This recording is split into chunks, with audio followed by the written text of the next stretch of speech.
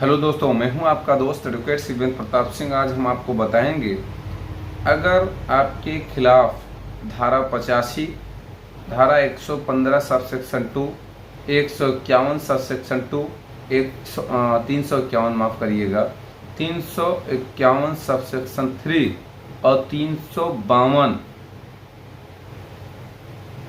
BNS और उसी में लगी है धारा 74 BNS में FIR दर्ज हो जाती है और आपको समझ नहीं आता है कि आपको वास्तव में करना क्या चाहिए। देखिए, धारा 74 BNS का मतलब है छेड़खानी, यानी कि अगर पुराने कानून की बात करी जाए IPC की तो धारा 354। अब धारा 74 लगने से, यानी कि 354 लगने से क्या नुकसान हो सकता है पति का, इसके बारे में समझें। देखिए, पति पत्नी के बीच विवाद में अगर FIR दर्ज होती है तो ये बहुत बड़ी बात नहीं है इन धाराओं में कि आपको जेल हो जाएगी, फांसी हो जाएगी। हालांकि 354 में यानी कि धारा 74 में भी 7 साल से कम की सजा यानी 3 साल की सजा है, जिसके कारण आपको छू नहीं सकता पुलिस दरोगा कोई भी। तो ऐसी स्थिति में डरने की कोई ज़रूरत नहीं। लेकिन एक बात ध्यान देने वाली बात यह है कि 354 होने का मतलब ये है कि जब चाहे तब विवेचक या महिला पत्नी अपना 161 और 164 का बयान कराकर उसमें धारा की बढ़ोतरी कर सकती है। मतलब ये कि 354 में या 354 को 376 में भी वो कन्वर्ट करा सकती है 164 के बयान में। तो वहाँ पे ये लफड़ा हो सकता है, गिरफ्तारी वाला, वहाँ पे ये दिक्कत हो सकती है। तो ज़्यादा बेहतर ऑप्शन ये है आपके लिए, जब भी कभी FIR आपके खिलाफ इन धाराओं में हो तो पति या पति के घर वालों को सीधे हाई कोर्ट जाना चाहिए। अगर और 354 या 74 नहीं लगी है तो कोई बहुत ज़रूरत नहीं हाई कोर्ट आने की, तब कोई मतलब नहीं। लेकिन अगर ये धारा ऐड है तो आपको सीधे हाई कोर्ट आना चाहिए। हाई कोर्ट आने के बाद आपको क्रिमिनल लीड फाइल होगी स्टे के लिए। अब क्रिमिनल लीड का मतलब है आपको FIR क्वेशिंग ही फाइल हो रही है, लेकिन FIR स्टेज पे आपकी FIR क्वेश नहीं होगी। कोई भी FIR हो, कितना भी झूठ हो, कितना भी सबूत हो आपके पास, लेकिन FIR स्टेज पे FIR क्वेश नहीं होती, स्टे मिल जाता है।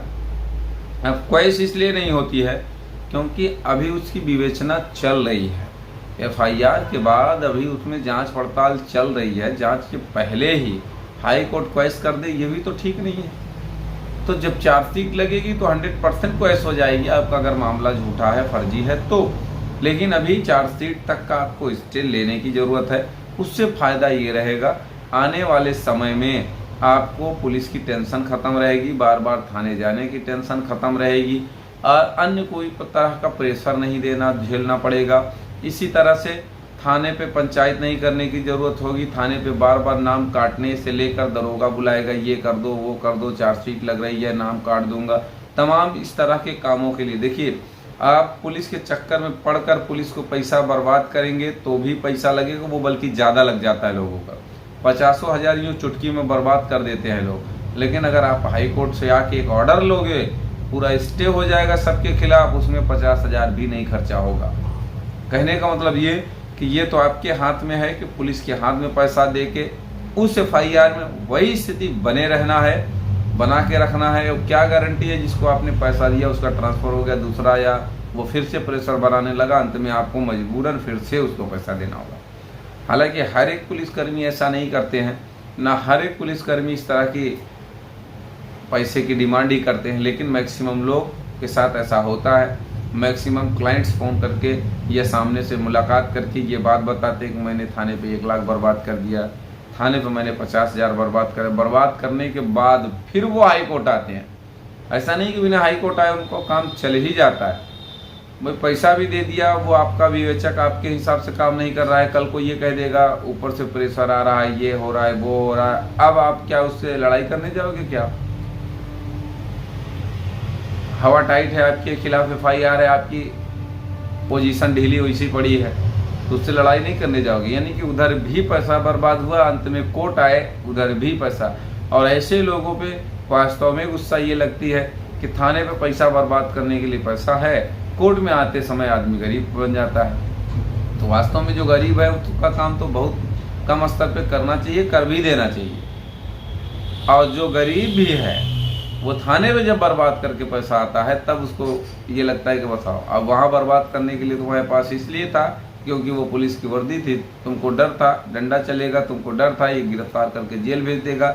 लेकिन सही बात यह है कि इन मामलों में कोई गिरफ्तारी नहीं है, कोई भी पुलिसकर्मी, कोई भी विवेचक, इंस्पेक्टर, एसओ, दरोगा गिरफ्तार आपको नहीं कर सकता। कोई सवाल शेष रह गया तो स्क्रीन पर चल रहे नंबर पर फ़ोन करके आप जानकारी ले सकते हैं। उम्मीद करता हूँ, आशा करता हूँ आज का यह वीडियो आपको बेहद पसंद आया होगा। अगर वीडियो पसंद आए तो वीडियो को लाइक करें, शेयर करें। यूट्यूब चैनल शिवेंद्र हाईकोर्ट को जरूर सब्सक्राइब करें।